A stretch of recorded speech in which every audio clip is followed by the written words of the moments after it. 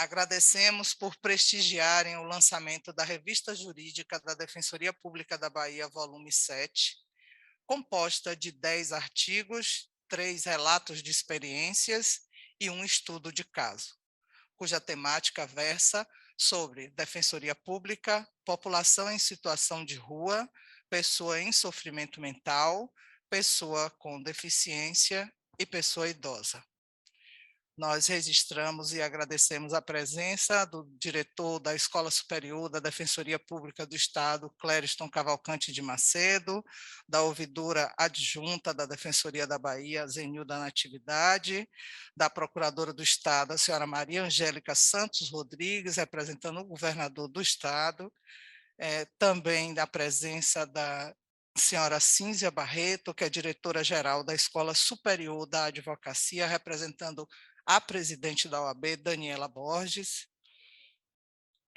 representando o Movimento de População em Situação de Rua, a senhora Maria Lúcia dos Santos, representando a Secretaria de Política para as Mulheres, a senhora Ariane Xavier. Agradecemos e registramos também a presença do senhor Milton Silva de Vasconcelos, representando a Superintendência de Atendimento ao Cidadão, SAC, assim como a da senhora Odinete Damasceno, representando a Secretaria de Trabalho, Emprego, Renda e Esporte. Cumprimentamos e agradecemos a presença das autoras dos relatos de experiência, a defensora pública Fabiana Almeida Miranda, a servidora senhora Patrícia Maia von Fleck e a defensora pública Manuela de Santana Passos. Cumprimentamos as autoras dos artigos, as senhoras Luísa Passos de Menezes Gonzaga da Silva, Iris Gouveia Dourado, Larissa Santos da Silva Marques, Marina Guimarães Gonçalves, Aline de Jesus Garcia, Mônica Carneiro Brito, Rayana Santana Conceição, Laís Duarte Couto, Juliana Maria Holanda do Outeiro, Sandra Moreira Costa de Carvalho, Tamires Conceição dos Santos, Karine Xavier Souza Santos e a defensora pública Maria Fernanda Bório. Os autores dos artigos, os senhores Fabrício do Vale Barreto, Rafael Arcanjo Filho, Lucas de Castro Leal Figueiredo, Paulo Ricardo Fraga de Oliveira e a autora do estudo de caso, a servidora a senhora Zuldiane Coelho da Silva. Sejam todos e todas muito bem-vindos. A Defensoria Pública do Estado da Bahia entrega a seus membros e à sociedade mais um volume de sua principal publicação anual, a Revista Jurídica da Defensoria Pública do Estado da Bahia, volume 7, onde são apresentados 10 artigos, 3 relatos de experiência e um estudo de caso, elaborado por defensoras e defensores públicos, colaboradores da Defensoria Pública da Bahia e o público externo. É uma revista fruto das especiais publicações e do selo editorial da Escola Superior da Defensoria Pública da Bahia. Os leitores vão encontrar na publicação temas diversos, ricos do ponto de vista teórico, outros reveladores da pluralidade de atuação das defensoras e defensores públicos e também da luta do cotidiano. Uma oferta de possibilidade de amadurecimento e enriquecimento cultural. Para a abertura do evento e lançamento da Revista Jurídica da Defensoria Pública da Bahia, volume 7, convidamos o Dr. Clériston Cavalcante de Macedo, diretor da Escola Superior da Defensoria, representando o Dr. Rafson Saraiva Ximenes, defensor público geral.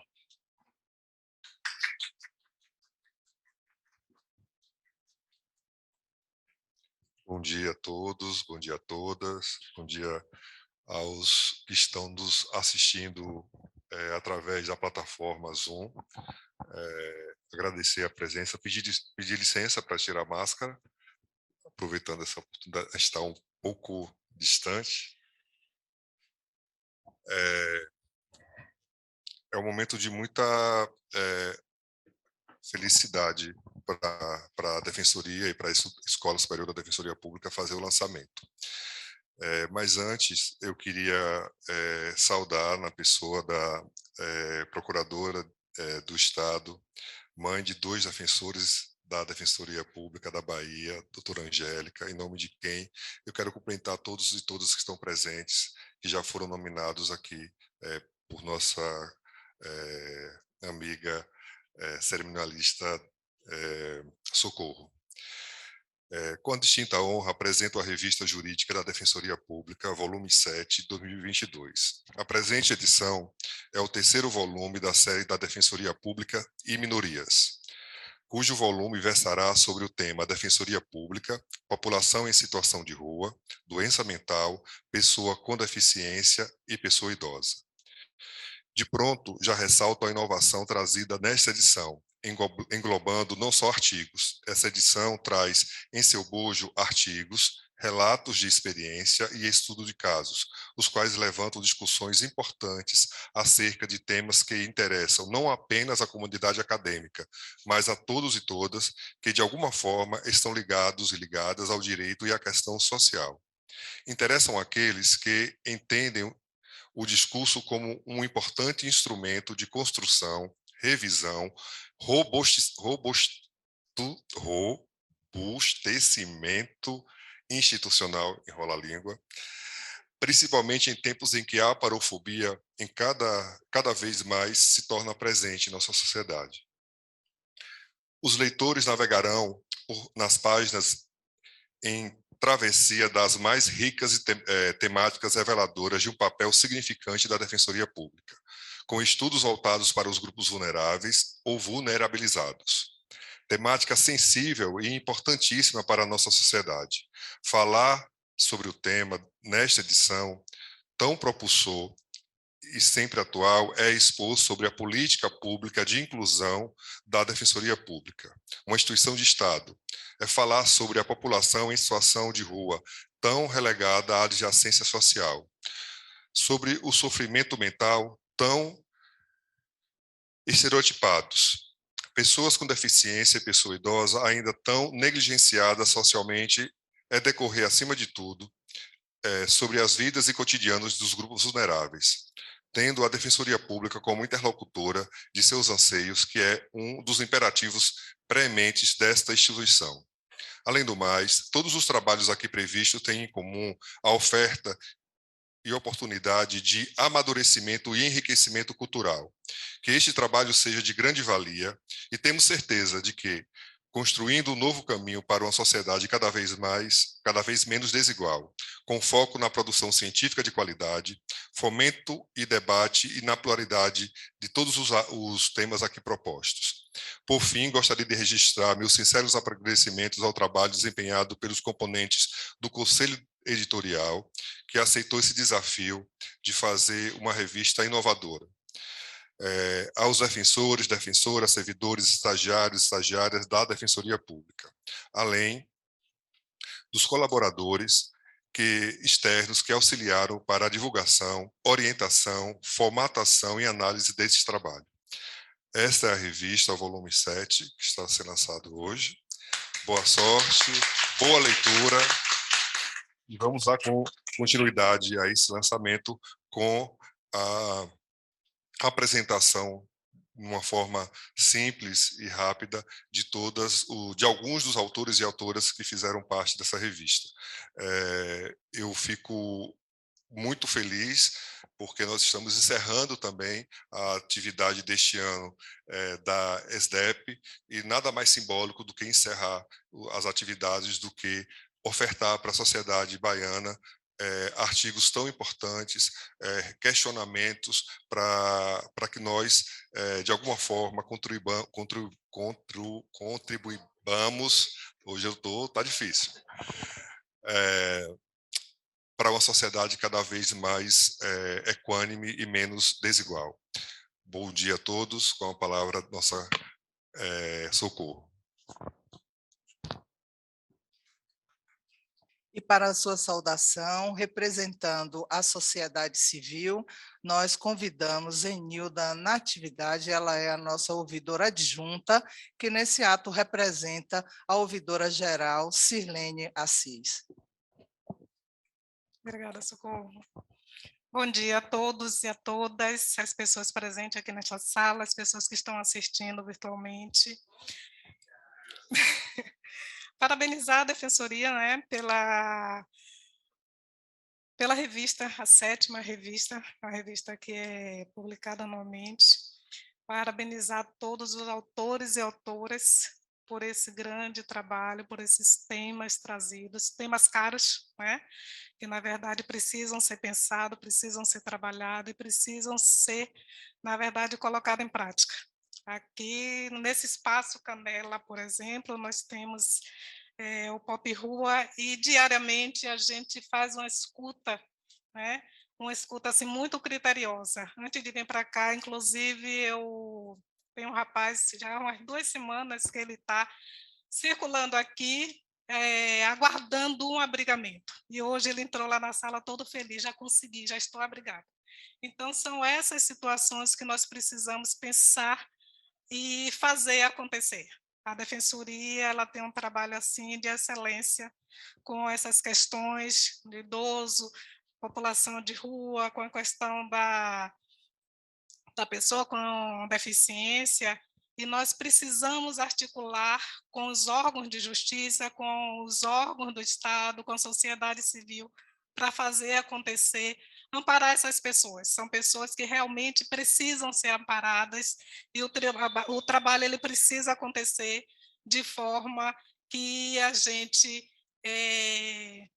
abrace essas pessoas. Não é assistencialismo, né? É um direito que essas pessoas têm de ser amparada. Então, nós que estamos aqui na ouvidoria, sempre estamos fazendo essa escuta, né? As pessoas passam pela ouvidoria também, e quando necessário a gente chama também o Pop Rua para nos orientar. Tivemos um caso mesmo que Zuri está aqui, de uma senhora que ficou quase um mês na frente do Conselho Tutelar porque tiraram as filhas dela, e o pessoal ligou para a ouvidoria, e a ouvidoria chamou o Pop Rua para saber como é que vai resolver, e o Pop Rua fez os encaminhamentos. São essas coisas que nós vamos dando conta, né?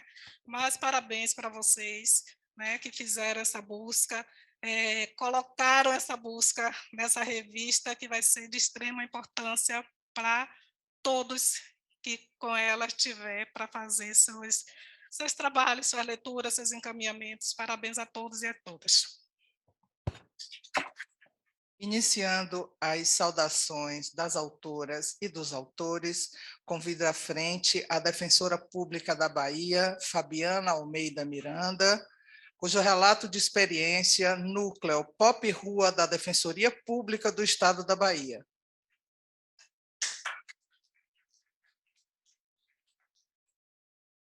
Bom dia a todas e a todos.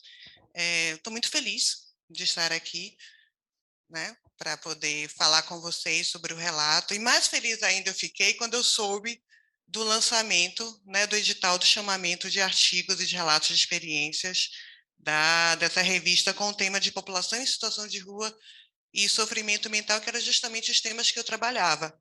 E aí eu me senti na obrigação de escrever algo tanto em relação à situação de rua, como também de sofrimento mental. Instiguei a equipe, né, para que a gente pudesse também escrever sobre isso. Em relação à população em situação de rua, eu achei que era fundamental que a instituição tivesse um registro da memória da criação do Núcleo Pop Rua.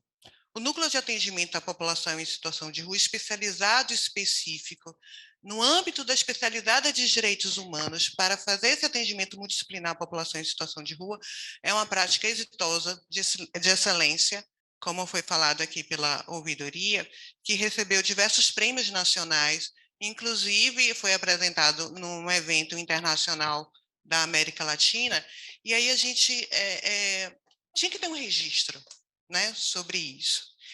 E aí eu trago no relato, que é algo muito sucinto, muito breve, de fácil leitura, e convido a todas e a todos para ler, porque ele começa falando do pioneirismo da defensora Eva Rodrigues, né, no trabalho com população em situação de rua em 2010, em 2011, que foi ela que começou esse trabalho, que trouxe, né, esse trabalho para a gente, indo até o movimento de população em situação de rua, perguntando como é que a Defensoria Pública poderia garantir o acesso a direitos a esse público.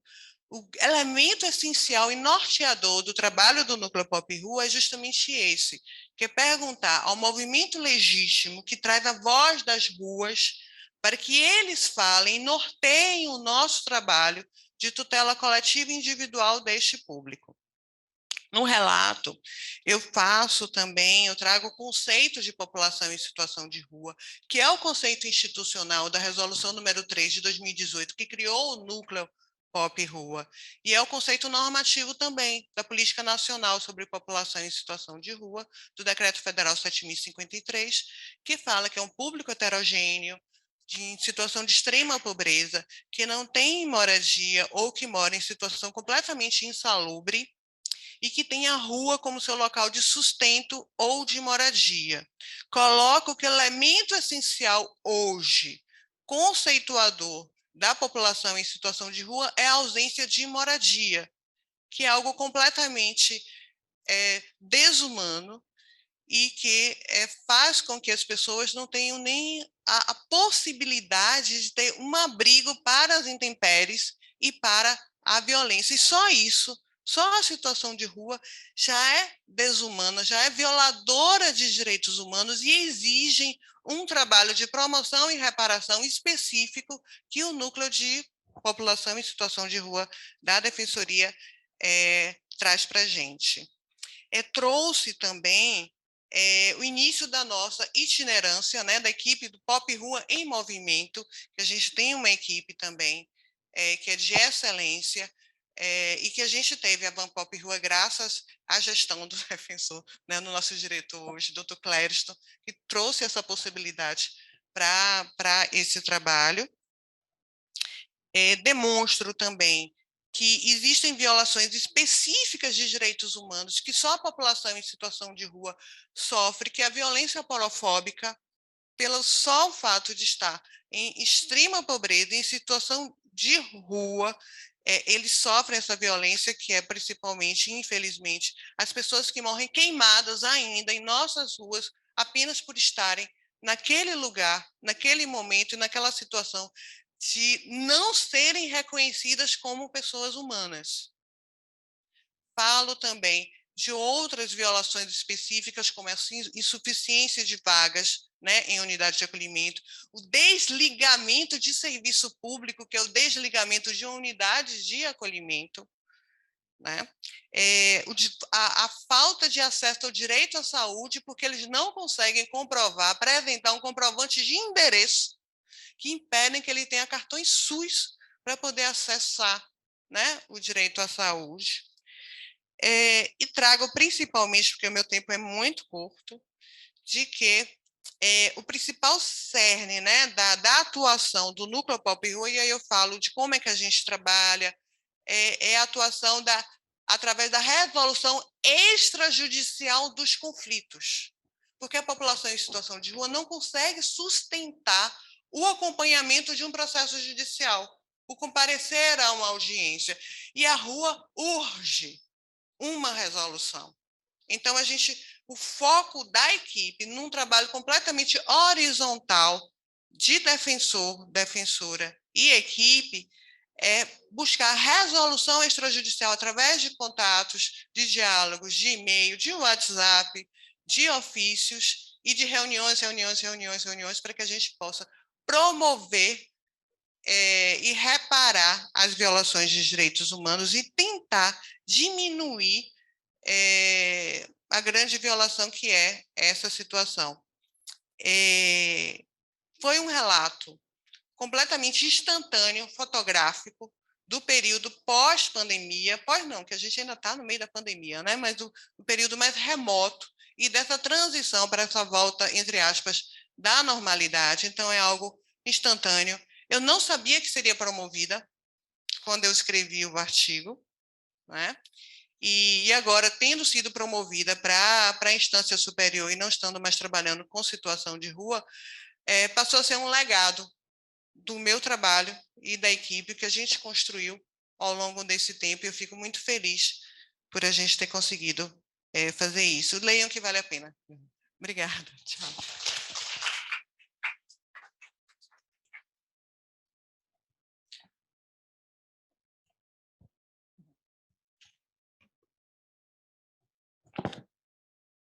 Nós agradecemos e registramos a presença do defensor público, doutor Armando.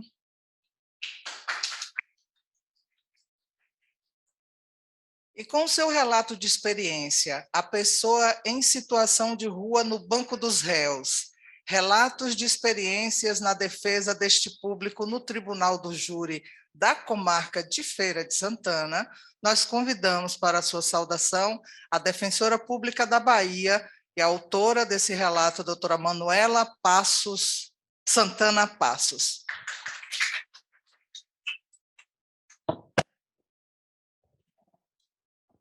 Bom dia novamente a todos e todas. Gostaria de parabenizar aos envolvidos e envolvidas na elaboração dessa revista, autores, autoras, Socorro, a ESDEP, Clériston, enfim, a todos, por um tema que é muito especial para a atuação da Defensoria da instituição. Como Fabiana muito bem colocou, a população em situação de rua, ela está em uma situação de hipervulnerabilidade, em diversos aspectos, econômico, social, uma hipossuficiência técnica, cognitiva, muitas vezes. São pessoas que podem, em regra, estar enfrentando problemas de saúde mental, envolvimento com drogas e diversas. Então, vivem uma situação de violência habitual. E quando essa pessoa pratica um delito de qualquer espécie, a ação punitiva do direito penal é muito mais severa para quem está na situação de rua. Porque o Estado usa essa situação como uma justificativa para a manutenção do cárcere. De dizer que aquela pessoa não vai poder responder ao processo em liberdade porque não tem um domicílio fixo. Então, a prisão, que deveria ser uma exceção, costuma ser regra no processo penal brasileiro, acaba sendo ainda mais presente quando uma pessoa em situação de rua, que muitas vezes é vítima de violência, pratica qualquer ato de violência. E eu não vou aqui, por conta do tempo, tratar dos crimes contra o patrimônio, mas apenas em relação aos delitos dolosos contra a vida, onde eu atuei, né, na vara do júri de Feira de Santana, na defesa de pessoas acusadas de delitos de homicídio, consumado e tentado. E diversas vezes me deparo com casos de pessoas em situação de rua que são autoras desses delitos. Inicialmente, como a Fabiana muito bem pontuou, as pessoas vivem em situação de rua, estão submissas a qualquer tipo de violência e muitas vezes portam faca. Por que ela porta a faca? Ela porta a faca porque ela quer agredir? Não. Ela porta a faca para a defesa, mas os juízes e juízas muitas vezes não compreendem isso. Então, em qualquer situação de conflito, ela tem a faca como instrumento de proteção da vida. E eu, no relato de experiência, eu trouxe apenas 2 casos, mas foram inúmeros. Eu trouxe o caso de Alfa e Beta, um assistido e uma assistida da Defensoria Pública. Alfa, pessoa em situação de rua, com 46 anos, já respondeu a processos por delitos contra o patrimônio, tráfico de drogas. Por quê? Porque ele tem utilização de entorpecentes durante toda a vida, vínculos fragilizados familiares. Então, quando você se depara com a defesa dessa espécie, você tem dificuldade para conseguir contato com a família, para rolar testemunhas e para demonstrar ao juiz que aquela pessoa não vai evadir. Então, o juiz, em regra, mantém aquela pessoa no cárcere. E a Alfa, ele foi acusado de tentativa de homicídio contra uma outra pessoa também em situação de rua. Eles entreveram um conflito por razões não especificadas e existia uma única lesão, que em regra não caracteriza homicídio, caracteriza lesão corporal, mas ele ficou encarcerado por todo o processo. E foi impronunciado, por quê? Porque a sua vítima, em tese, evadiu, era pessoa também em situação de rua e não foi localizada. Então, não foi demonstrada a autoria delitiva. E quando ele foi posto em liberdade, a Defensoria Pública ela tem aqui, nesses casos, como a Fabiana muito bem colocou, uma questão extrajudicial a resolver.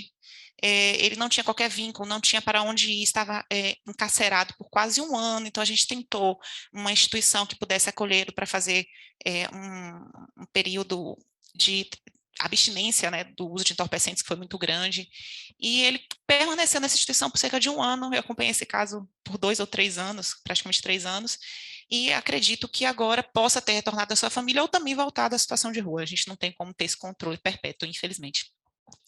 E a Beta, que é uma outra assistida da Defensoria, vejam só quantas vulnerabilidades.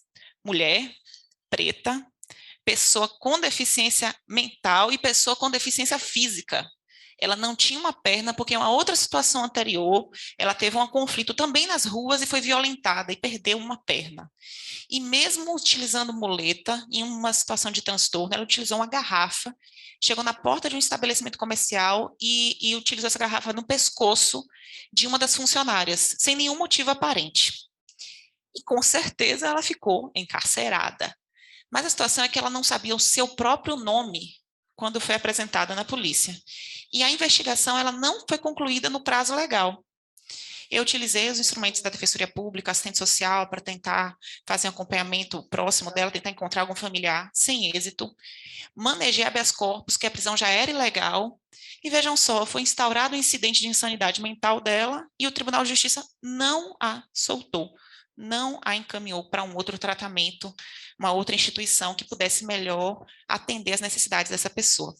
Então, a população em situação de rua é um público-alvo da Defensoria Pública, é um tema que muito me carece por questões pessoais diversas, mas também porque entendo que se existem pessoas com vulnerabilidade extrema, essas pessoas são as pessoas em situação de rua, não que outras também não tenham, mas para elas se reúne a múltiplas situações de pobreza, de carência de vínculos afetivos, familiares, questões de uso abusivo de drogas, e diversas situações que merecem atenção não só da Defensoria Pública, mas das outras instituições.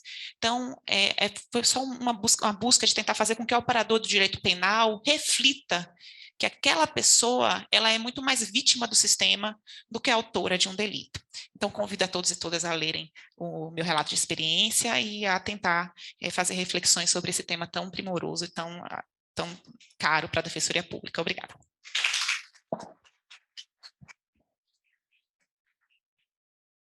E com o relato de experiência, a experiência da equipe de saúde mental da Defensoria Pública da Bahia e a defesa do direito ao cuidado em liberdade, nós convidamos mais uma vez a doutora Fabiana Almeida Miranda, acompanhada da servidora, a senhora Patrícia Maia von Flack, que eu corrijo aqui, peço desculpas, porque parece que eu falei Fleck, não é isso? Flack.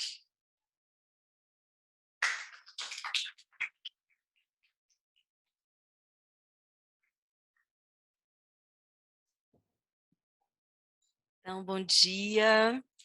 É uma honra fazer parte dessa revista com a dupla, né? Escrevendo esse relato de experiência. Como Fabiana disse, ela não sabia ainda que seria promovida, mas fizemos um esforço de relatar essa experiência da equipe. Eu acho que foi um esforço importante. Essa é a primeira equipe de saúde mental que a gente tem conhecimento na Defensoria Pública, nas defensorias públicas.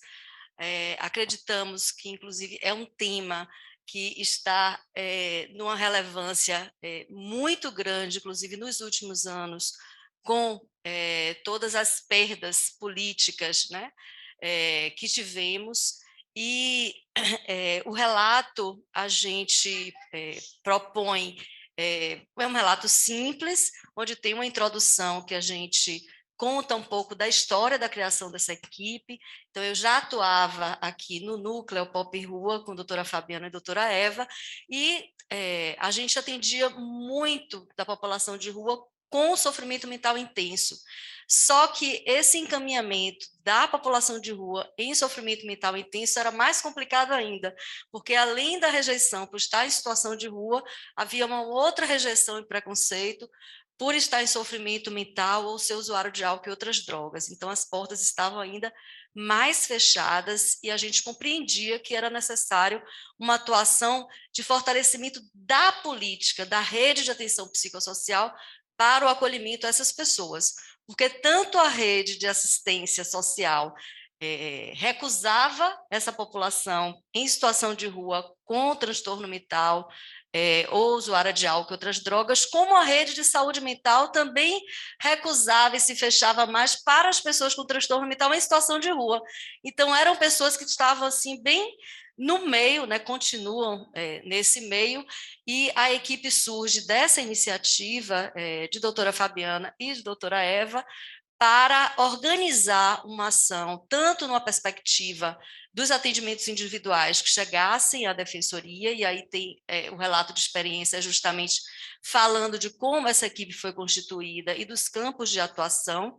Então, a gente chama os movimentos sociais, que inclusive vinham pressionando a defensoria para dar uma resposta, os movimentos sociais do campo da saúde mental, conversamos com eles, construímos uma proposta de atuação numa perspectiva política, de dialogar com os movimentos, de construir uma agenda com eles e de atender os casos individuais que chegavam à defensoria, que chegavam principalmente não através dos usuários, porque nossos usuários não conseguem nem chegar aqui na defensoria, mas os casos chegavam tanto na itinerância do Pop Rua, como através dos movimentos sociais, como através dos trabalhadores da assistência social e da saúde mental, que ficam com as situações sem conseguir encaminhar, sem conseguir uma resolução, e como a sociedade civil, que vinha denunciar as pessoas em situação de rua com transtorno mental, pedindo que elas fossem internadas compulsoriamente, ou familiares de usuários de álcool e outras drogas,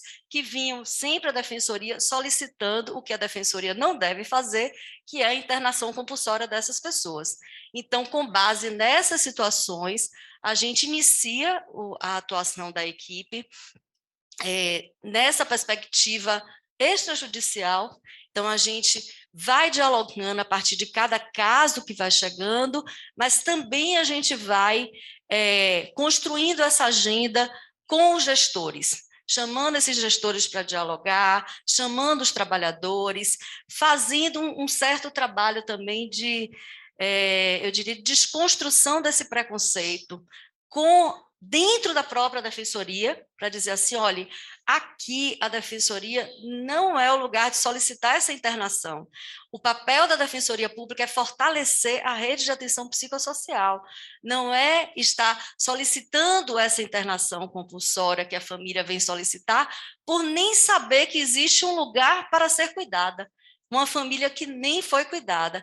E todo esse relato está aqui nessa experiência, tem o relato também de um caso, muito brevemente, e como nos deram 3 minutos para falar, eu escolho finalizar, até para que vocês tenham vontade de ler o relato, com um trecho final, já nas conclusões, onde a gente faz uma síntese, né?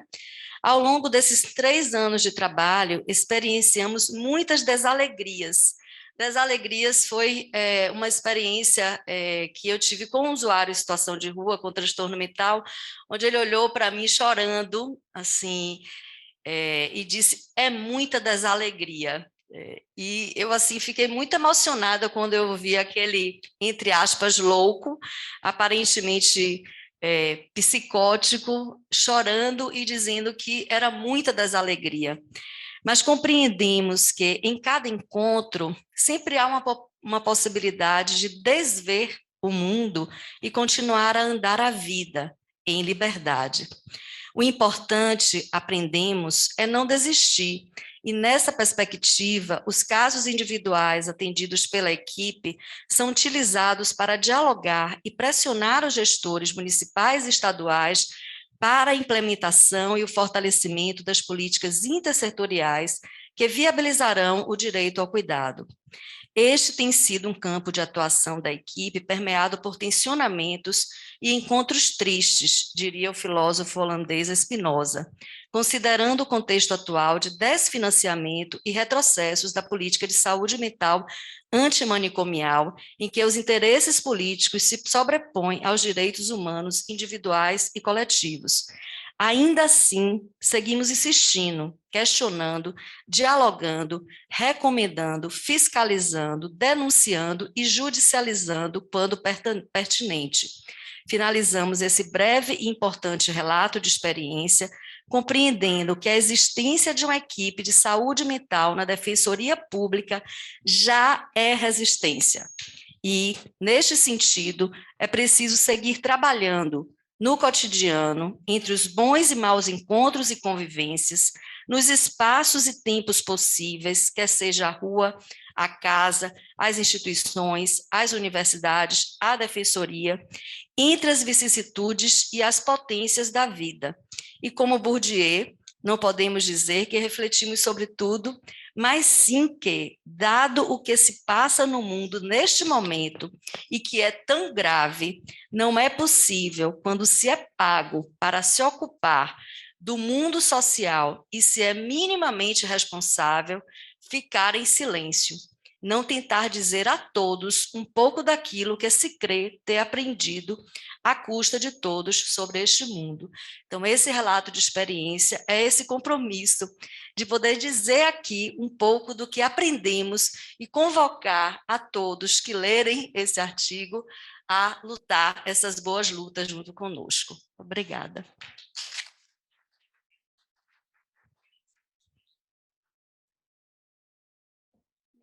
Bom, é porque a Patrícia falou tão lindo, né? Como é que a gente vai falar depois de Patrícia?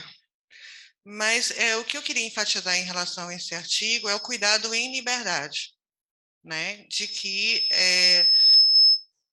a sociedade e os órgãos do sistema de justiça ainda privam de liberdade as pessoas com sofrimento mental, e esse artigo é justamente uma maneira da gente também tentar trabalhar, fazer um convencimento de internamente, né? A comunidade defensorial e defensores, que também é um eixo de atuação da defensoria, da equipe de saúde mental, para que a gente prime o cuidado em liberdade. É isso que eu queria ratificar. Obrigada, gente.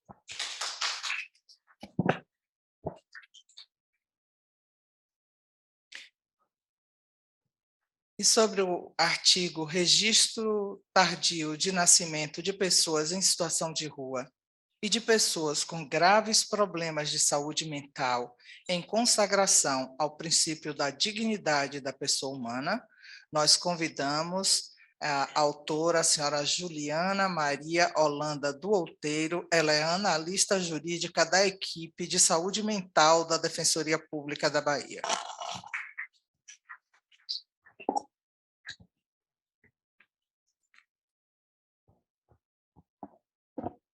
Bom dia a todas e a todos. Eu pedi para antecipar logo a minha fala. Depois de Fabiana, de Patrícia, de Manuela, ficou difícil chegar nesse nível, mas vou apresentar o meu trabalho. Foi em relação sobre o registro tardio de nascimento das pessoas em situação de rua e das pessoas em grave sofrimento de saúde mental, em homenagem ao princípio da dignidade da pessoa humana. Então, eu vou iniciar trazendo uma provocação, que se de um lado as pessoas em situação de rua e em sofrimento mental estão dentre os grupos mais vulnerabilizados, de outro lado, temos que o registro de nascimento é um documento indispensável ao exercício de direitos inerentes à cidadania e à dignidade da pessoa humana. Então, o nome é uma garantia, o direito é muito importante. O registro de nascimento dá o direito ao nome, que é uma garantia ao direito da personalidade. Então, disso temos a importância dessa preocupação e desse estudo, que se baseia nos desafios, nas necessidades e nas possibilidades de descomplicação do registro tardio de nascimento. Então, eu busquei trazer, através das pesquisas legislativas e doutrinárias, delinear os contornos peculiares ao registro desses dois nichos populacionais, com os quais eu trabalho aqui na Defensoria, inclusive, com muita honra. Então, eu trouxe as considerações acerca da importância do registro de nascimento e sua relação com a dignidade da pessoa humana, também o contexto histórico e global dessa problemática, os requisitos, características e fluxo procedimental do registro tardio extrajudicial e inovações legislativas, que trouxeram a possibilidade do registro de tardio de nascimento ser feito diretamente no cartório do Registro Civil de Pessoas Naturais, sem necessidade de processo judicial, que antes era exigido. Então, a intenção dessa inovação legislativa tão importante foi diminuir as privações pelas quais as pessoas sem o registro de nascimento passam nas áreas sociais, saúde e assistencial, dentre outras. Então, convido vocês a analisarem, a verem meu trabalho, que vale a pena, é um tema muito sensível e importante, tanto para a nossa especializada de direitos humanos, como para toda a defensoria que busca homenagear as pessoas, os grupos sociais vulnerabilizados, e homenagem ao princípio que tem o direito, né, e precisam ter sua dignidade da pessoa humana respeitada. É isso.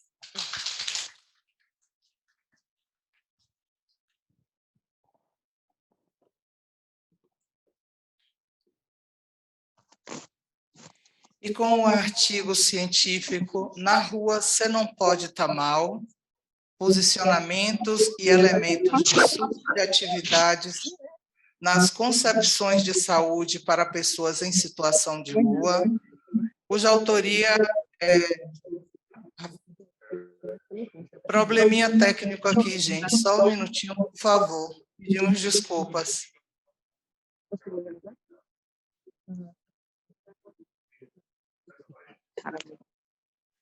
Porque fica nervosa, né? Deixa eu ver se tem. Sandra, consultório na rua.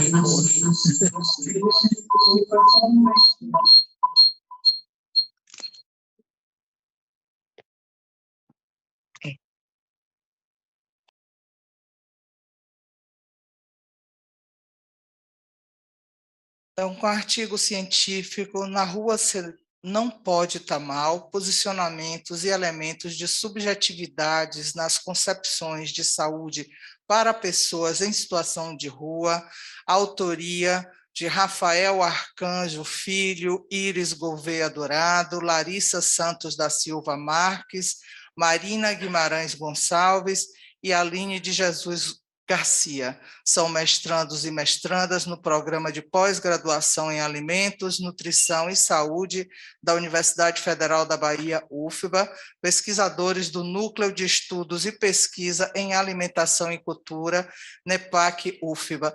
Nós convidamos virtualmente um dos autores, Rafael Arcanjo. Bom dia a todas e todas e todes. Eu me chamo Rafael Tavares, eu estou aqui representando a equipe de autores desse artigo, Na Rua Cê Não Pode Tá Mal, posicionamentos e elementos de subjetividades nas concepções de saúde para pessoas em situação de rua. Eu gostaria de começar agradecendo a oportunidade de publicação nessa revista da Defensoria Pública, escolhida especialmente pela nossa confiança no trabalho e no cuidado desse espaço para cuidado e proteção da população em situação de rua na Bahia. Eu agradeço também a toda a equipe da Associação Pleno Cidadão, na unidade da Ribeira, que contribuíram substancialmente para o nosso trabalho. E, na oportunidade, eu também gostaria de agradecer ao Instituto de Humanidades, Artes e Ciências, professor Milton Santos, da Universidade Federal da Bahia, que nos capacitou para a realização dessa pesquisa. O nosso artigo é um produto da pesquisa Saúde nos Discursos de Pessoas em Situação de Rua, assistidas em unidade de ressocialização no município de Salvador, autopercepção, acesso à rede básica e desafios. Essa pesquisa está publicada no repositório institucional da Universidade Federal da Bahia e ela é do ano de 2018. Essa pesquisa tinha como objetivo refletir sobre como as concepções de saúde são concebidas subjetivamente e que atravessam aspectos subjetivos individuais, ou seja, concepções individuais, mas, na mesma medida, também eram coletivas.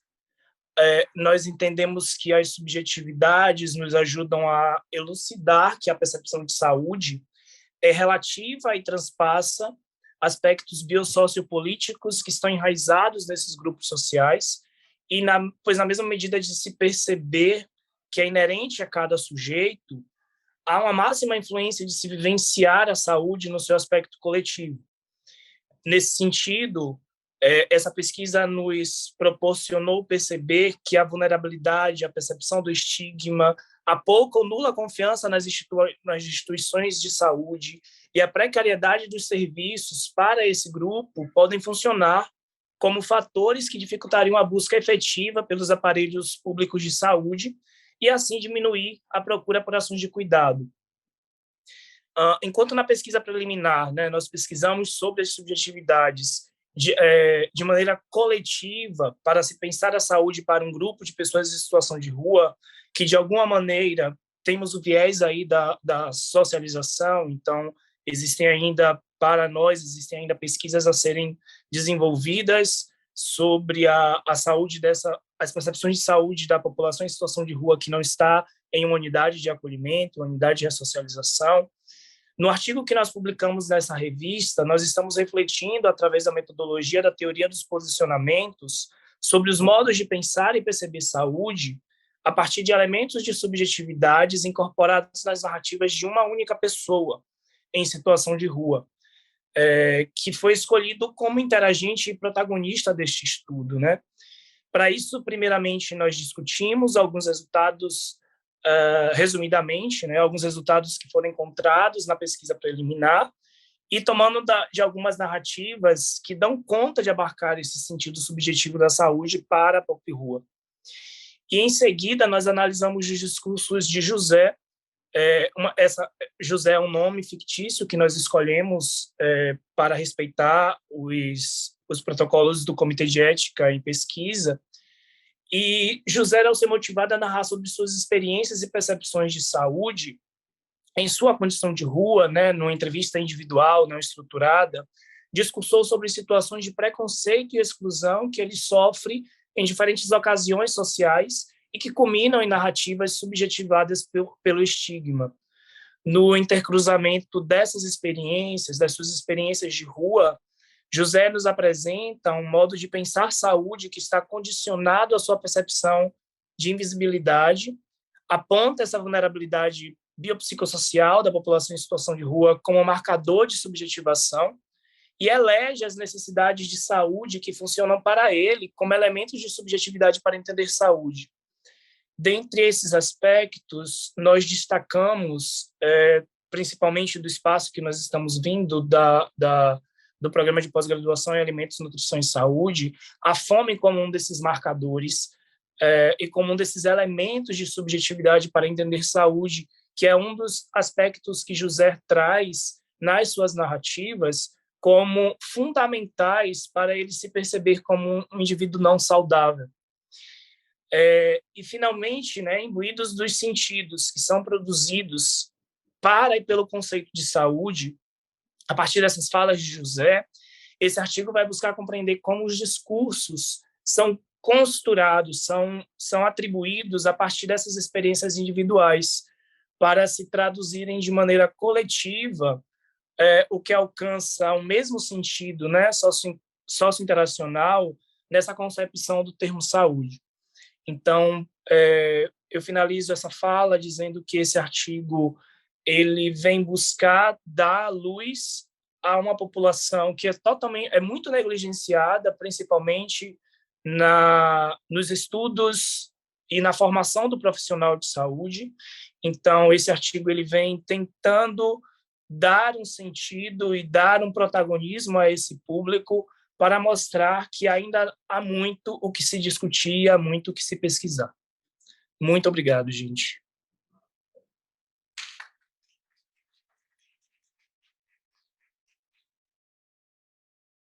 Estará conosco também virtualmente a analista técnica da Defensoria Pública do Estado da Bahia, em Santo Antônio, pós-graduada em Direito Constitucional, com ênfase em Direitos Fundamentais, pela Faculdade CRS, autora Laís Couto, com o artigo científico A Ascensão Antidemocrática na Atualidade, Aspectos Históricos e Constitucionais.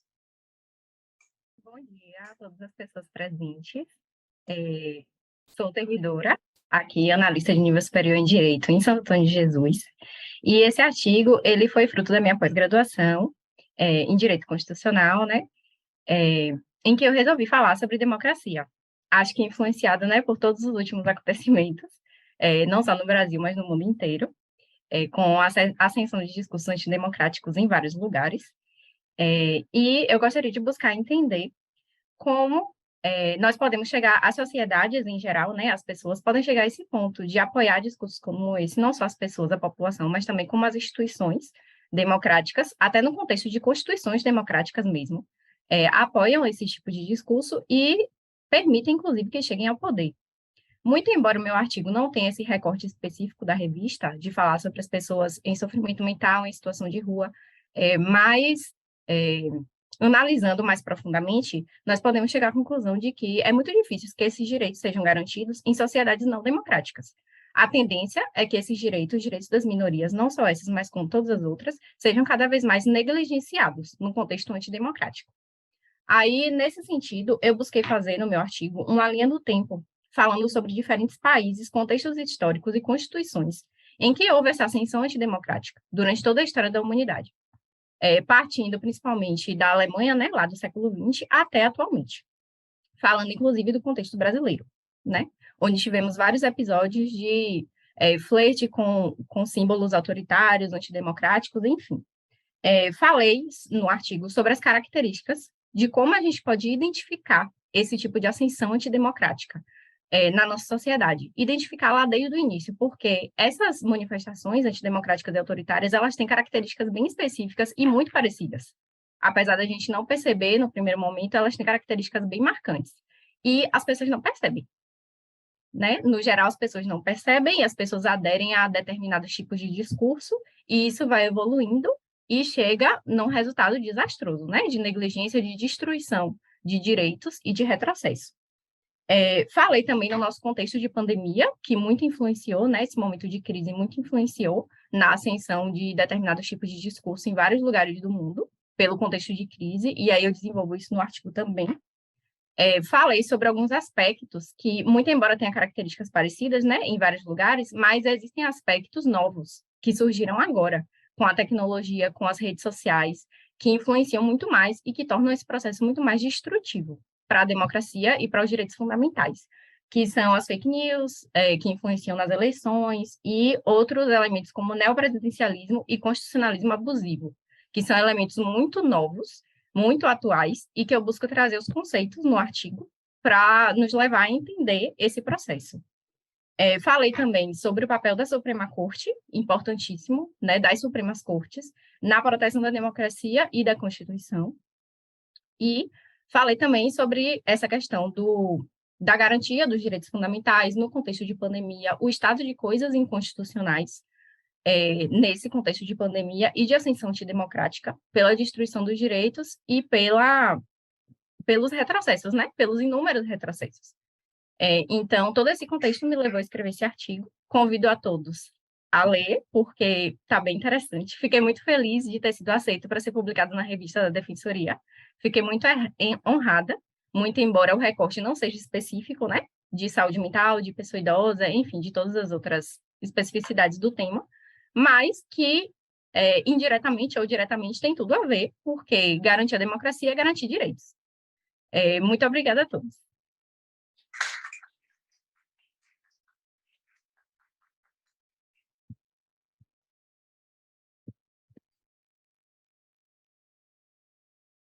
Nós convidamos agora a analista... Convidamos agora a autora, a senhora Mônica Carneiro Brito, residente em Direito da Defensoria Pública da Bahia. Ela é mestra em Políticas Sociais e Cidadania pela Universidade Católica do Salvador e é também doutoranda em Direito pela Universidade Federal da Bahia.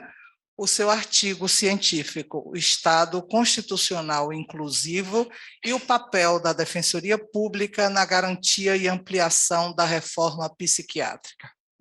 Bom, gente, bom dia. É uma alegria. Bom dia, gente. É uma alegria estar aqui com vocês, dividindo esse espaço, esse momento hoje.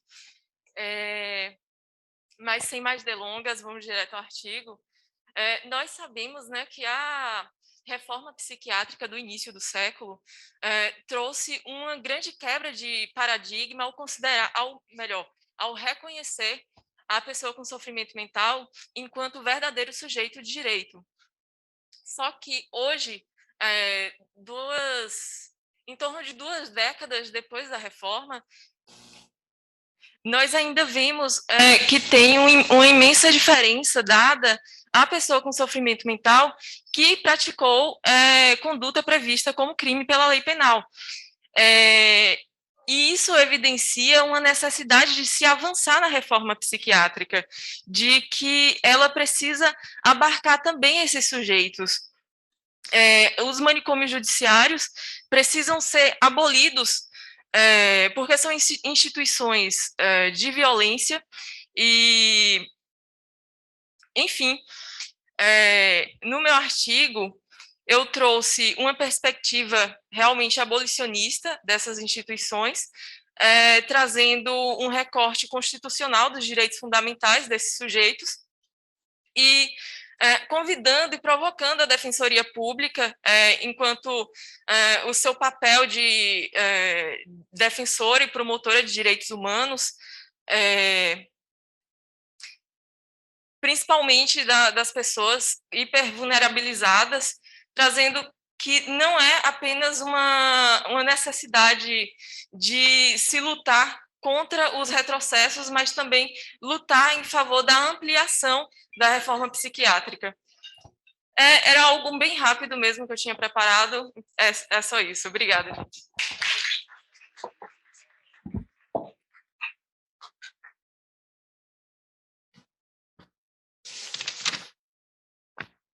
O artigo científico Olhar Invisível, como os indivíduos em situação de rua enxergam os guardas municipais de Salvador.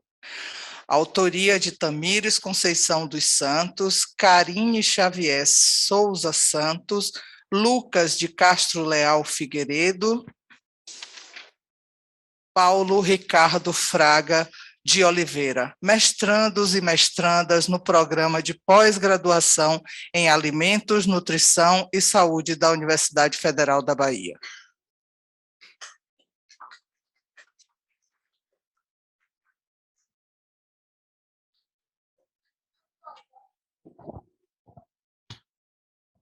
Bom dia, peço licença também para tirar a máscara. Meu nome é Tamires, eu sou uma das autoras do artigo Olhar Invisível. Reforço primeiramente a minha alegria de estar aqui, porque durante a graduação fui estagiária da Defensoria Pública. Sonho em voltar em um outro cargo, como defensora futuramente, mas estar aqui de fato para mim é uma grande alegria e ver compondo esse auditório não apenas defensoras e defensores públicos, mas também pessoas que fazem parte do movimento em população de rua, me traz motivo de muita alegria, porque eu acredito que eu vejo se concretizar a função da defensoria. Antes de vir para cá, parece um pouco fora do meu tema, mas antes de vir para cá, eu vi que foi vetada o projeto de lei que se passaria a se chamar Lei Padre Júlio Lancelotti, que se propunha a evitar construções hostis na cidade. E o nosso presidente, o presidente do Brasil, vetou esse projeto de lei sob o argumento de que seria uma insegurança jurídica e que influenciaria na organização da cidade.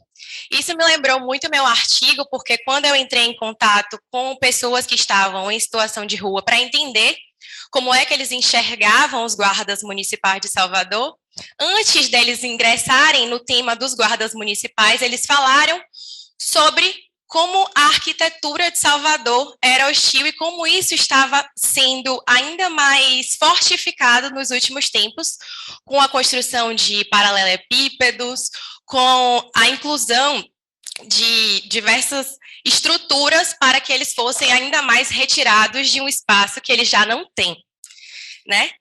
E antes mesmo, nós nos reunimos, nós enquanto pesquisadores fomos ao projeto Levanta-te Anda, que fica na Lapinha. Nos reunimos com pessoas em situação de rua, que apesar de estarem nas ruas, vão lá para se alimentar, passar um tempo. E antes mesmo da gente questionar a questão da guarda municipal, eles já trouxeram essa pontuação. E eles fizeram uma pontuação extremamente necessária, porque eles entendem qual é o papel da guarda municipal, e eles sabem que guarda municipal não é polícia. Então, eles perceberam logo de cara e falaram, a gente fica ali no meio das praças e eles, ao invés de protegerem os patrimônios, eles tentam nos afastar e ceifar as nossas vidas. Então, eles acabaram por relatar 2 mortes envolvendo guardas municipais nas áreas onde eles estavam, frisaram a utilização de armamentos por esses policiais, que foi uma pauta, inclusive, levada ao STF em 2021, e o STF autorizou que todos os integrantes das guardas municipais utilizassem armamentos, independente do tamanho da população. E essa foi uma das pautas, né? O olhar destinado, o olhar que a população em situação de rua de Salvador, que nós tivemos contato, destinou à guarda municipal, foi um olhar amedrontado. Um olhar que, apesar de saber o papel e a função da guarda municipal, entendia que o patrimônio era muito maior do que a vida que eles tinham. Então, a população em situação de rua, além também da questão da guarda municipal, nos relatou nesse trabalho que se encontra na revista jurídica, a questão da ausência de facilidade aos direitos básicos, como já foi trazido aqui, a questão do registro de nascimento. Muitos falaram sobre a privação de liberdade, muitos falaram sobre a dificuldade de acesso à saúde, mas especialmente em relação à guarda municipal, muitos citaram que a sua vida era muito menor quando contraposta ao patrimônio a ser protegido. E muitos deles morriam para que os patrimônios fossem protegidos e bem assegurados. Então, essa é a discussão que eu trago junto com meus colegas no artigo Olhar Invisível, como as pessoas em situação de rua enxergam os guardas municipais de Salvador. Lá tem mais relatos detalhados, com falas que eles trouxeram para a gente nesse encontro pessoal que tivemos na Lapinha. E aqui, antes de finalizar, gostaria também de dizer que, além de ex-estagiária da Defensoria Pública, eu também faço parte de uma comunidade católica chamada Obra Lumen, que acolhe pessoas que estavam em situação de rua, e que a gente faz uma parceria não tão firmada com a Defensoria Pública, e muitos dos nossos assistidos ressaltam a importância da Defensoria Pública no acompanhamento dos seus processos, das suas demandas extrajudiciais. Então, em nome da comunidade, eu gostaria de agradecer à Defensoria Pública, essa instituição que se disponibiliza a tratar temas como esse em uma revista, e dizer que, enquanto membro da sociedade, muito me orgulho estar aqui nessa manhã com vocês hoje. Obrigada.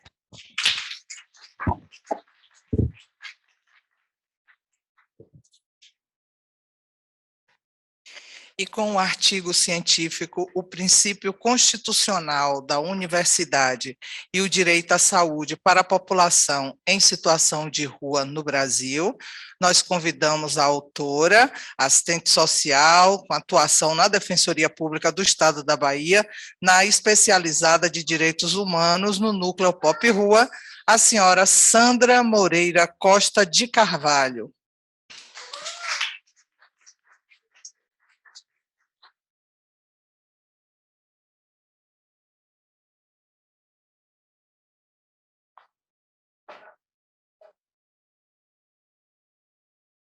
A todos, todes, meu nome é Sandra, eu sou assistente social de formação, sou professora também do curso de serviço social, e aqui na Defensoria eu sou assistente social que trabalha na equipe itinerante, essa equipe que vai para a rua, para atendimento, e para as instituições também. Eu quero parabenizar a Escola Superior, aqui na pessoa de Dr. Clériston, pelo tema da revista. Deixa eu tirar a máscara, gente? Pelo tema da revista, assim, era uma expectativa, né, que tanto eu quanto Fabiana tínhamos em relação a ter uma revista com esse tema. Então, parabéns, viu, doutor Clériston. Também, Fabiana, né, pelo pioneirismo de estar fazendo isso. Doutor Armando, que está agora conosco, né, renovar as boas-vindas para ele, e que está agora aqui na atuação com o Núcleo Pop Rua. Tá? Bom, o tema da revista, ou o tema do artigo, é um artigo de revisão bibliográfica, ele parte aí da discussão que eu já faço no meu livro, né, que fala sobre o acesso da saúde à população em situação de rua. Então, mas o artigo específico, ele vai falar sobre o princípio da universalidade, né? Esse princípio constitucional tão importante para a população em situação de rua, né? E aí ele vai trazer a importância da discussão da universalização do acesso, né? E também, junto com isso, a necessidade de se tratar de forma desigual, discutir o acesso desigual para os desiguais, né? Porque aí a gente consegue garantir a questão da equidade, né? O direito à diferença. A população em situação de rua, para ter garantida a universalidade, ela antes precisa ter garantido o direito à diferença, né? Nós, na Constituição, nós temos aí duas políticas públicas que são universais, que têm esse princípio marcado, que é a política de assistência, a política de saúde e a política de educação. No entanto, a política de educação, de saúde, é uma das políticas mais importantes, até por conta do próprio contexto, né, de vulnerabilização que essa população tem, né, a população em situação de rua tem. E aí o artigo vai discutir a questão das iniquidades, né, em saúde, a questão da cidadania invertida pelo mercado, né, o quanto que para a gente conseguir discutir esse princípio da universalidade que está posto aí na Constituição Federal, é necessário que a gente resgate também a discussão da cidadania e como essa cidadania ela é invertida pelo mercado, quando a gente pensa aí que os equipamentos de saúde que são voltados para a população em situação de rua, como, por exemplo, os consultórios na rua, os consultórios de rua, eles são aí tomados, né, pelo mercado, e o quanto isso precariza aí o serviço que é prestado para a população em situação de rua na saúde, né? A questão também, e aí a questão da necropolítica, né, que vem aí dilapidando a nossa democracia. A questão também da defesa profissional, né, aí uma discussão que eu faço, porque a importância, né, do projeto profissional e do projeto pessoal que cada profissional que atua nas equipes multiprofissionais precisam ter para conseguir concretizar os princípios, né, integralidade, universalidade, na vida das pessoas, né? Isso requer também que os profissionais, eles tenham um posicionamento de acreditar nesses princípios e de buscar alternativas para que esses princípios se concretizem na vida dessas pessoas, né? Então, a defesa profissional é importante, o próprio núcleo, né, de atendimento à população em situação de rua, e aí já é um adendo que eu faço, não está no artigo, mas eu entendo que é importante a gente dizer isso, quanto que esse núcleo que está aqui dentro da Defensoria Pública, né, o Núcleo de Atendimento à População em Situação de Rua, é importante enquanto garantia, né, de direitos, não só o direito à saúde, que é a discussão do meu artigo, mas a garantia de vários outros direitos que essa população precisa, né, e a retomada mesmo da discussão da reforma psiquiátrica, como foi aqui apresentada a necessidade de ter uma equipe de saúde mental dentro do núcleo, né, para que a gente possa retomar aí esses pilares da reforma psiquiátrica e discutir o cuidado à liberdade, mas também a reforma, e acima de tudo, a reforma sanitária, né, o quanto que é importante a gente retomar para que a gente possa ter o SUS que queremos, porque o SUS que queremos e que conquistamos a partir da Constituição de 1988, esse SUS, sim, ele pode dar vida aí e ampliação de acesso à saúde para a população em situação de rua. Entendendo, e aí também o artigo discute, a questão do decreto 7.053, porque o próprio decreto 7.053, que é o que institui a Política Nacional de Inclusão Social da População em Situação de Rua, ele traz várias outras políticas enquanto direito da população em situação de rua, e isso dialoga, né, muito bem com a questão do conceito de saúde, né, que é esse entendimento ampliado de saúde, que não é só acesso a cuidar de uma doença, mas ter acesso aí a várias outras políticas para que a gente possa entender isso. E eu preparei minha fala em 3 minutos, né? Mas procurei até ser acelerada por conta disso, mas eu gostaria, e aí me permita, viu, doutor Clériston e os outros defensores e todos que estão aqui presentes, eu gostaria de finalizar a minha fala, claro, convidar para vocês lerem a revista toda, né, porque está muito interessante. Eu estava ali já começando a ler, inclusive, né? Mas é bom que a gente vai ter um recesso, esse recesso vai ser dedicado à leitura desses artigos, porque realmente são muito bons, mas eu gostaria de finalizar a minha fala um pouco diferente, né, do habitual, e assim, primeiro agradecer ao movimento de população em situação de rua que está aqui, renovar esse agradecimento, né, Lúcia que está aqui, Aline que está aqui, Mônica que está aqui, Rosimeire que acabou de chegar, né, são pessoas que, Márcia, que contribui com o trabalho do Núcleo Pop Rua, e aquilo que a gente escreve, aquilo que a gente faz, né, nós fazemos, nós atuamos com essa pessoa, acreditamos no trabalho dessa forma compartilhada, mas eu gostaria também de finalizar minha fala homenageando algumas pessoas que não estão mais aqui entre nós, mas que, e que não usufruíram desse direito à saúde, né, dessa integralidade à saúde, que está aí posta nos documentos formais, mas ainda não está concretizada na vida dessas pessoas, e algumas pessoas já se foram e não tiveram isso garantido. Eu gostaria de terminar homenageando essas pessoas, que são Alain, Laércio, Lambuza, Queimadinho, Najana, Ana Paula, Adilson e Maria Lúcia.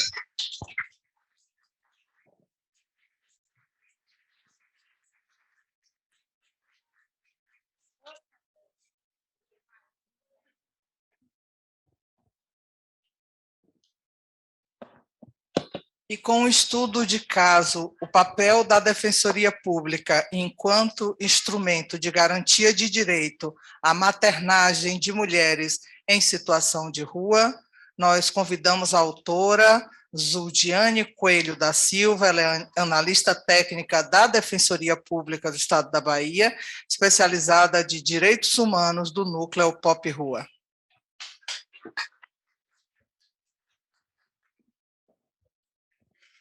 Como eu estou chorando, não sei se vou conseguir falar pela emoção. Bom dia, gente. Bom dia a todos. Eu sou Zuldiane Coelho, eu sou assistente social, faço parte do núcleo, né, de atendimento multidisciplinar à população em situação de rua.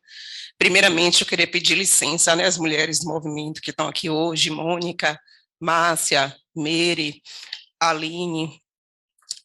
Desculpa, eu estou emocionada porque, assim, foram mortes muito violentas, né, e recentes, assim, que a gente foi realmente impactadas, e Lúcia também, que está aqui hoje, né, desculpa. A gente trouxe um estudo de caso, eu não escrevi sozinha, né, houve a colaboração da estagiária Raíra, que no momento me acompanhou. Esse caso chegou a gente através da ouvidoria, acho que Zene comentou inicialmente, né, foi uma denúncia da comunidade, na verdade, e a ouvidoria nos acionou pela experiência com o território, experiência na rua, para que a gente pudesse dar esse suporte. Como eu falei, é um estudo de caso, eu até esqueci o tema, vou aqui rapidinho. O nosso tema, né, do estudo de caso é o papel da Defensoria Pública enquanto instrumento de garantia de direito à maternagem de mulheres em situação de rua.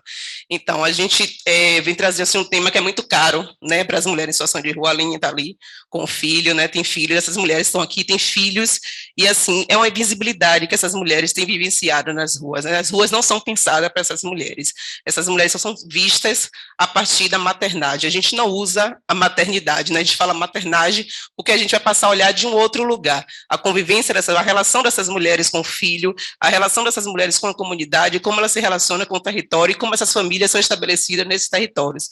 É muito diferente pensar a maternagem e pensar a relação das mulheres quando envolve território. Então, a gente vai trazer alguns marcadores, são importantíssimos, para pensar a situação de rua. Então, é muito diferente pensar a experiência de mulher em situação de rua e pensar a experiência de mulher mãe em situação de rua.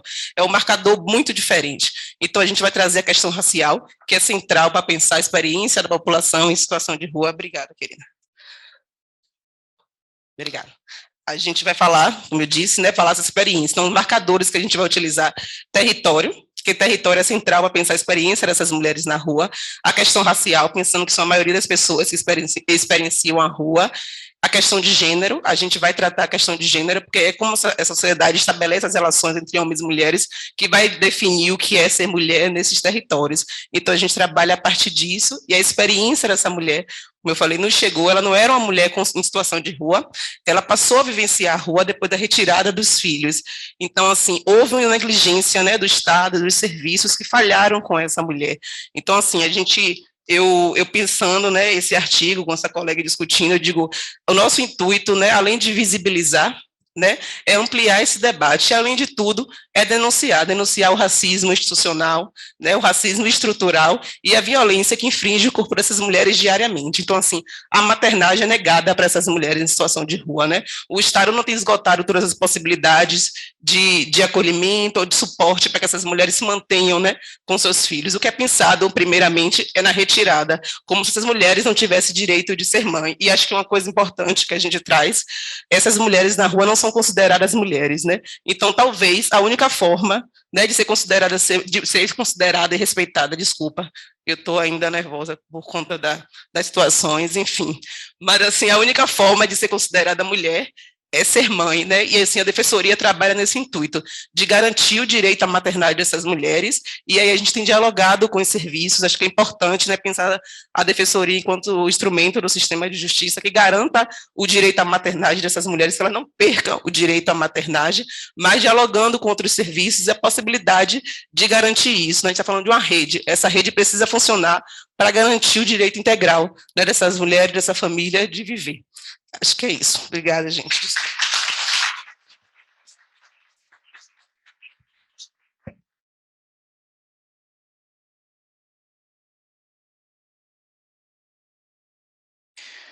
Convidamos o defensor público diretor da Escola Superior da Defensoria Pública do Estado da Bahia, ESDEP, o senhor Clériston Cavalcante de Macedo, que fará o encerramento do lançamento da Revista Jurídica da Defensoria Pública da Bahia, volume 7, composta de 10 artigos, 3 relatos de experiência e um estudo de caso. Bom dia mais uma vez a todos e todas e todes. A minha fala de encerramento é de agradecimento a todas, a todos, que de alguma forma contribuíram para a realização dessa revista. Em maio desse ano, o defensor-geral Rafson Ximenes me informou que nós iríamos receber novos defensores e defensoras públicas aqui na Bahia. E solicitou que nós fizéssemos aqui na ESDEP, através das pedagogas Cacilda e Ramila, que são responsáveis pelo conteúdo programático, junto comigo, do curso de formação, pensássemos num curso de formação para recepcionar esses novos defensores e defensoras públicas. E a minha ideia inicial foi a parofobia. A partir daí, eu, conversando com as colegas da ESDEP, a gente traçou eixos que de alguma forma, havia uma transversalidade da parofobia, que foi o tema inicial das 2 turmas que a gente deu posse aqui na Defensoria. A primeira turma teve a palestra da advogada Gisela Cittadino, a última turma teve a palestra da professora Ana Elisa Bechara, vice-diretora da Faculdade de Direito da USP, que trouxe essa palavra mais usualmente, recentemente, a partir de 2017, a porofobia, importada da Espanha, né? E a partir daí a gente tentou, eu apresentei a proposta de curso para a doutor Rafson, a doutora Firmiani, e a partir daí a gente construiu a várias mãos. E por que eu estou falando isso? Porque eu acho que as coisas elas acontecem, quem tem defensoria pública como uma missão não só de trabalho, mas de vida mesmo, e aqui a gente percebeu ex-estagiárias que querem ser defensoras públicas, servidoras que querem ser defensoras públicas, e não precisa ser defensor ou defensora pública para defender a defensoria pública e aquilo que ela representa para todas as pessoas, sobretudo para as pessoas vulnerabilizadas e vulneráveis. Então, durante o curso de formação desses 40 e dessas 42 defensoras e defensores públicos que passaram por aqui, o curso se encerrou anteontem, né, começou dia 22 de junho, a primeira turma, e a última turma terminou dia 12 de dezembro, a gente colocou uma atividade prática, e eu preciso agradecer à equipe Pop Rua. Inicialmente na pessoa da defensora, colega, amiga Eva Rodrigues, que estava grávida, né, e entendeu a importância, juntamente com toda a equipe Pop Rua, com a Patrícia, com Sandra, e nós levamos defensoras e defensoras públicas para atenderem no centro de Salvador durante a noite.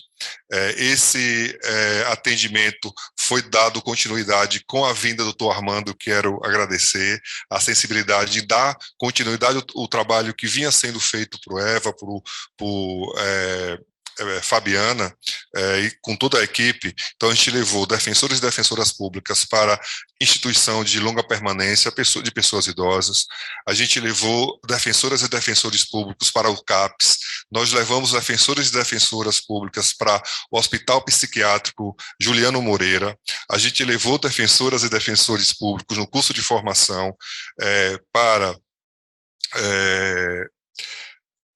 Também convidamos o professor Antônio Neri para falar, realizamos aqui também um seminário sobre a política de saúde mental e antimanicomial, dando uma resposta para a sociedade quando o atual governo federal quis, através de uma modificação de política pública para internação compulsória, e a gente precisava dizer que a Defensoria Pública tem lado e defende, e aqui a gente viu em alguns artigos essa defesa enfática da desinstitucionalização das pessoas.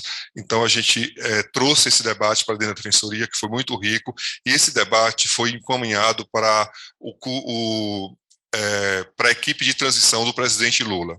Esse documento que foi realizado aqui, a gente caminhou juntamente com outras atividades desenvolvidas pela SDEP, a gente caminhou para o grupo de transição do presidente Lula e do governador Jerônimo. Né? Eu fui buscar esse espaço juntamente com outros defensores no Brasil, diretores das escolas superiores. Importante a gente se posicionar, né? Em dois governos que estão iniciando e que lutam para modificação de política pública que infelizmente foi deixada ao largo durante esses últimos 4 anos no Brasil, né? E na Bahia, de alguma forma, também foi replicado. Então, eu queria também deixar registrado aqui que a gente foi, junto com os defensores e junto com a ouvidoria, e aí quero agradecer o trabalho da ouvidoria, levando os defensores para a comunidade quilombolas e ribeirinhas. O que é que eu quero dizer com isso, já falando? É a importância de nós levarmos os defensores, tirarmos os defensores da sua atuação dentro do gabinete para levarmos os defensores onde estão as pessoas. É claro que quando a gente conseguiu, com recursos próprios, comprar a unidade de atendimento Avan, para ofertar para o Pop Rua, é uma busca ativa. Mas, além dessa busca ativa, a gente precisa também aliar com outras políticas. E aí eu queria também agradecer a presença da diretora da escola da OAB, né, que está aqui representando a presidenta, né, da OAB. É uma parceria que nós estamos fazendo enquanto escolas superiores de todas as instituições do sistema de justiça, de segurança pública e da OAB, além do Tribunal de Contas, da Assembleia Legislativa, da Câmara Municipal. A gente está se reunindo, todas as escolas, junto com a EMAB, junto com a Escola do Ministério Público, com a da Polícia Militar, da Polícia Civil, de bombeiros, a gente tem uma reunião periódica em que a gente quer compartilhar conhecimentos e compartilhar cursos. Tem cursos que precisam ser ampliados, juntamente também com a escola da Procuradoria do Estado. Enfim, uma atuação diferenciada que a gente quer fazer, porque a gente quer que todas as pessoas tenham acesso aos conteúdos que são realizados por essas escolas, que são responsáveis pela qualificação não só dos seus membros, e na Defensoria da Bahia, aqui a gente também qualifica, e a gente tem um projeto que foi recentemente reconhecido a sua importância pelo governo pela ONU, através do Bahrein, né, com defensoras e defensores populares, defesa da mulher vítima de violência. E quando a gente fala em defensoras e defensores populares, é uma atividade voltada para a sociedade civil, que não há custo algum para a Defensoria Pública, porque a nossa lei, infelizmente, proíbe que a gente pague hora-aula para qualificação da sociedade civil, mas a gente busca parceiros. É isso que a gente, na dificuldade, a gente busca parceiros do mundo acadêmico, a gente busca parceiros, professores da UFBA, enfim, tantas outras pessoas que compartilham com esse sonho de levar e trazer as pessoas para dentro da defensoria. Eu fico muito feliz quando eu vejo o movimento Pop Rua tomando esse da SDEP, que é também de todos nós, mas sobretudo deles e delas que de alguma forma estão sempre aqui do nosso lado, e eu fico muito feliz quando a SDEP abre a porta. É importante que nós, defensores e defensoras públicos, entendamos que a gente faz parte de um sistema e a gente não é isolado. A gente precisa de todas as pessoas próximas e nós também precisamos estar próximo dessas pessoas. Algumas vezes a tentação de ostracismo institucional, de que nós nos bastamos em nós mesmos, só vai nos levar para uma defensoria pública elitizada, uma defensoria pública que não pensa na parceria que a gente precisa ter com a sociedade civil. Então, eu fico muito feliz quando a gente entrega esse produto, e aí eu quero agradecer a todo o Conselho Editorial, e eu vi aqui o nome de Daniel Soeiro ali, que é um dos conselheiros do Conselho Editorial, que faz análise dos artigos, dos relatos, estudo de caso, e também de forma gratuita, né? É uma atividade a mais que a gente solicita para que a gente possa levar para a sociedade esses relatos, essas experiências, porque o mundo precisa ter conhecimento disso aqui. As pessoas precisam conhecer. A gente vê, e a gente está sempre em constante aprendizado. Maternidade diferente de maternagem. Olha, isso aprendi hoje. Né? Então, é importante que a gente tenha, não é só uma modificação na nomenclatura, tem uma simbologia que é essencial para que as pessoas entendam a diferença de nós, que nós somos diferentes. Né? Então, eu fico muito feliz, agradeço a Adriana e toda a equipe da Biblioteca da Defensoria Pública, a Ascom, que chegou agora, que vai fazer a cobertura, né, para divulgar através das redes sociais e do site da Defensoria Pública, tudo que a gente viveu tentar um pouco pegar tudo da emoção que Sandra sente, porque a gente trabalha com pessoas, e quando essas pessoas se vão, é um pouco de nós que também está indo, mas também eles deixaram muitas coisas dentro de nós, e eu acho que é isso que lhe move, Sandra, né? E a toda a equipe, né, Patrícia, para que a gente continue esse trabalho.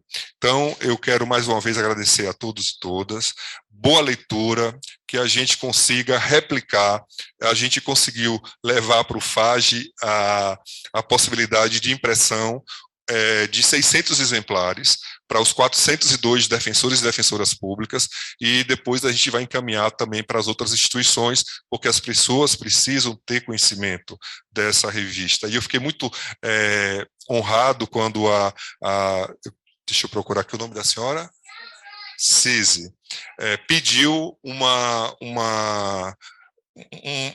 uma sacola com todas as revistas e artigos que a Defensoria Pública tem, e a gente tem muitas que são premiadas, inclusive, nacionalmente. E isso precisa ser replicado para que a gente possa levar para a sociedade conhecimento. Obrigado a toda a equipe da SDEP. A gente está encerrando as atividades da SDEP com esse lançamento. Foi um ano bastante exitoso, difícil, que a gente teve que se reinventar, mas os números, mais do que números que a gente vai colocar no relatório, são pessoas transformadas através do conhecimento que a gente conseguiu compartilhar com tantos parceiros e parceiras da Defensoria Pública. Então, muito obrigado a todas, a todos. Eu chamo agora, peço que a gente venha aqui para frente para tirar uma foto que eu quero deixar registrado como simbólico para essa atividade de hoje. Viu? Muito obrigado a vocês também. Obrigado. Viu? Podem ficar aí que a gente vai tirar foto também de vocês aí que estão pela plataforma Zoom. Viu, Socorro? Obrigado.